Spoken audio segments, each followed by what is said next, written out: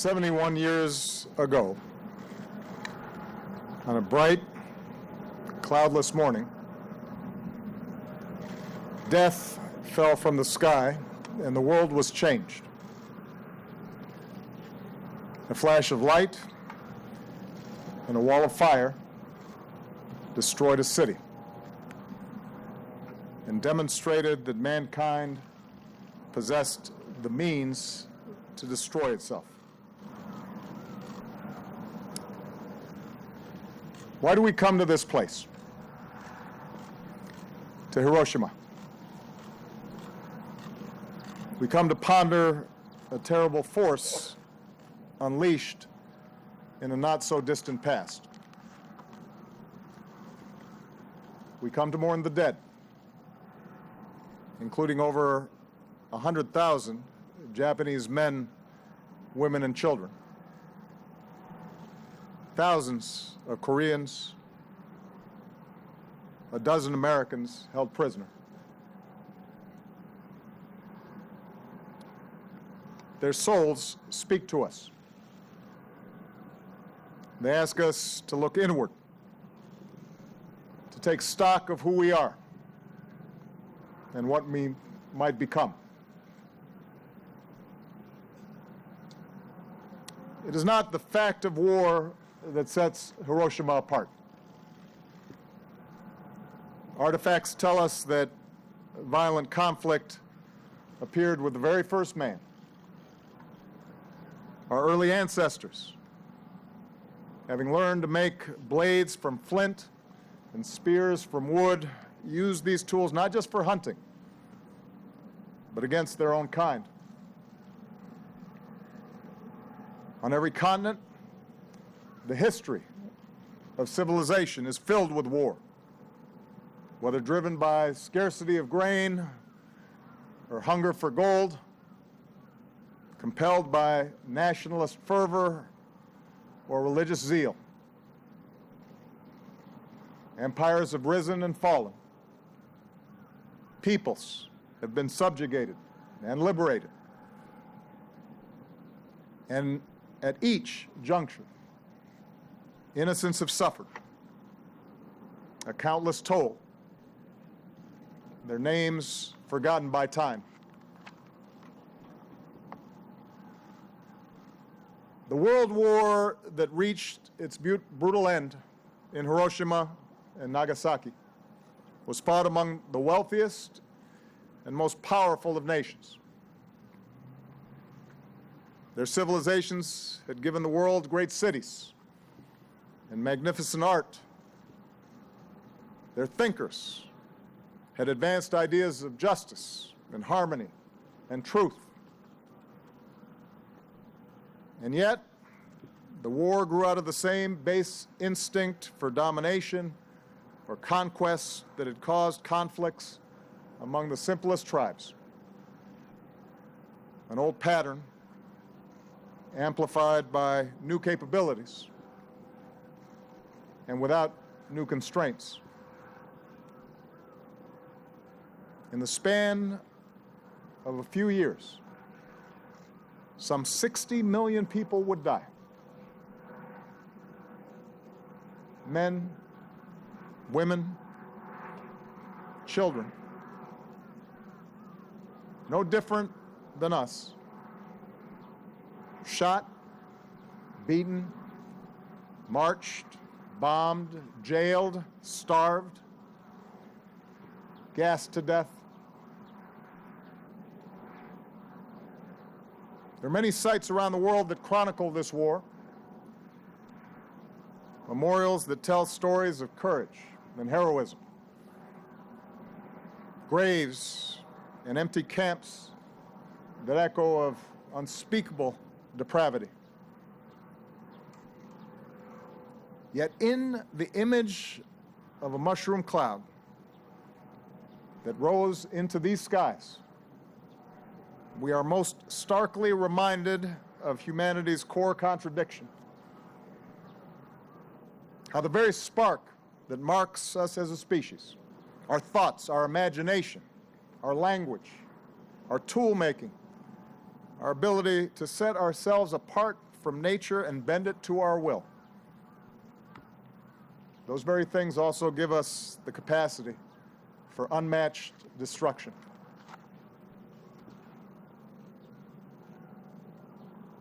How often does material advancement or social innovation blind us to this truth?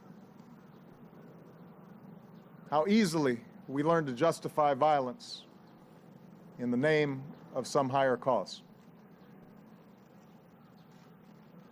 Every great religion promises a pathway to love and peace and righteousness, and yet no religion has been spared from believers who have claimed their faith as a license to kill.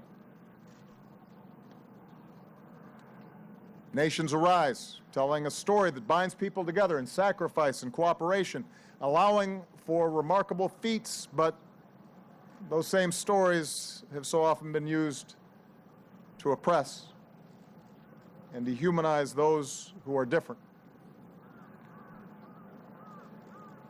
Science allows us to communicate across the seas and fly above the clouds, to cure disease and understand the cosmos, but those same discoveries can be turned into ever more efficient killing machines.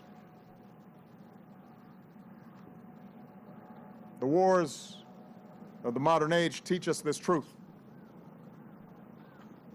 Hiroshima teaches this truth. Technological progress without an equivalent progress in human institutions can doom us. The scientific revolution that led to the splitting of an atom requires a moral revolution as well.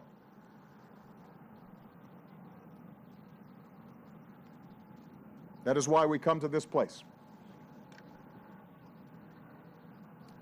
We stand here in the middle of this city and force ourselves to imagine the moment the bomb fell. We force ourselves to feel the dread of children confused by what they see. We listen to a silent cry. We remember all the innocents killed across the arc of that terrible war and the wars that came before and the wars that would follow.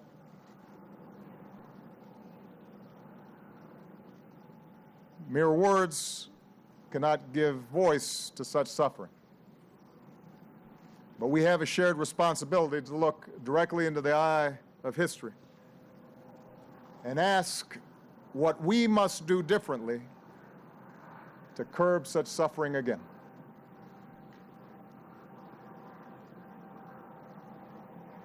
Someday, the voices of the Hibakusha will no longer be with us to bear witness. But the memory of the morning of August 6th, 1945, must never fade. That memory allows us to fight complacency.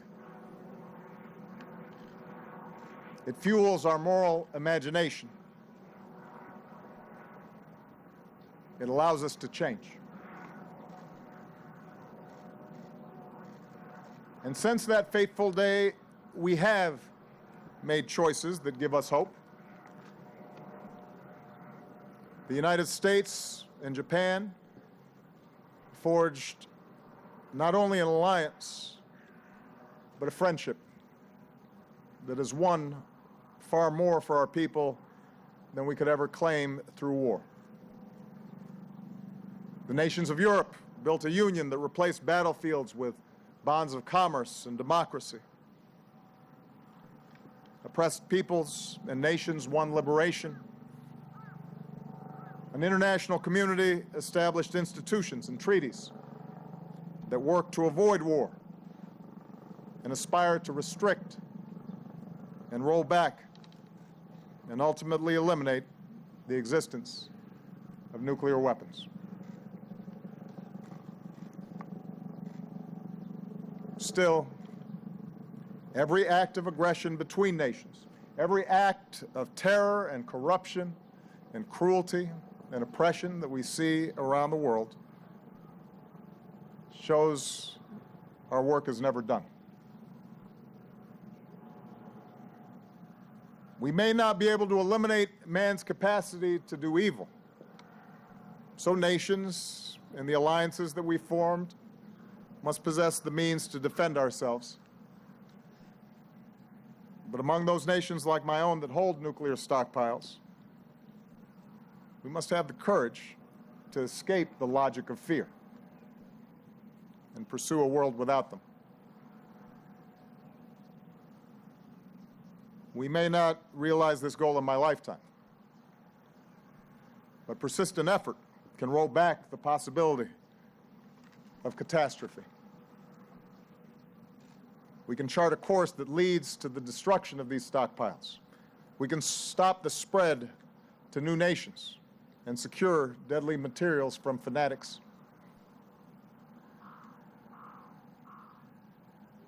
And yet that is not enough. For we see around the world today how even the crudest rifles and barrel bombs can serve up violence on a terrible scale. We must change our mindset about war itself to prevent conflict through diplomacy and strive to end conflicts after they've begun. To see our growing interdependence as a cause for peaceful cooperation and not violent competition. To define our nations not by our capacity to destroy, but by what we build. And perhaps above all, we must reimagine our connection to one another as members of one human race. For this, too, is what makes our species unique. We're not bound by genetic code to repeat the mistakes of the past. We can learn. We can choose. We can tell our children a different story, one that describes a common humanity, one that makes war less likely and cruelty less easily accepted. We see these stories in the Hibakusha, the woman who forgave a pilot who flew the plane that dropped the atomic bomb because she recognized that what she really hated was war itself. The man who sought out families of Americans killed here because he believed their loss was equal to his own.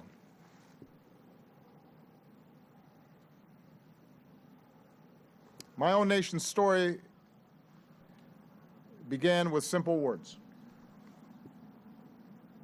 All men are created equal and endowed by our Creator with certain unalienable rights, including life, liberty, and the pursuit of happiness. Realizing that ideal has never been easy, even within our own borders, even among our own citizens. But staying true to that story is worth the effort. It is an ideal to be strived for, an ideal that extends across continents and across oceans.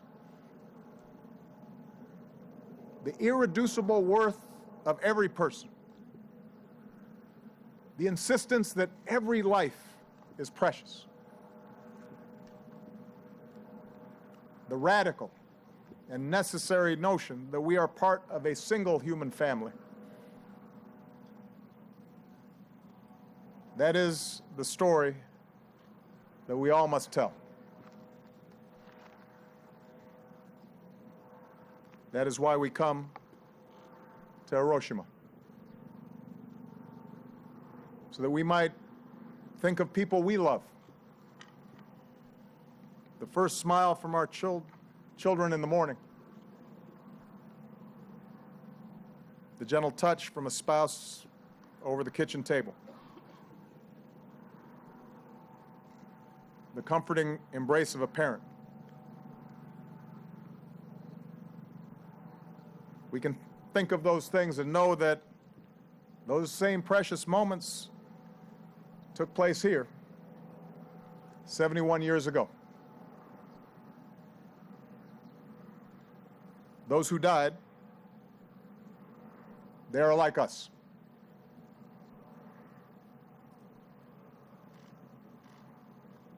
Ordinary people understand this, I think. They do not want more war. They would rather that the wonders of science be focused on improving life and not eliminating it. When the choices made by nations, when the choices made by leaders reflect this simple wisdom, then the lesson of Hiroshima is done.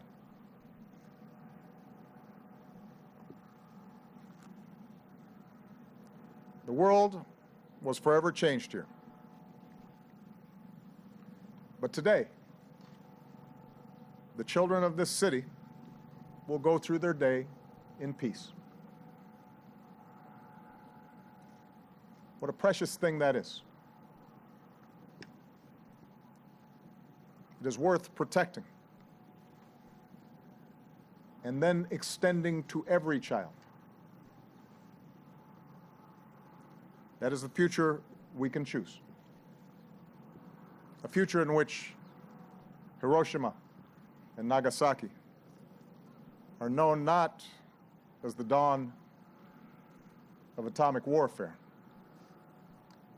but as the start of our own moral awakening.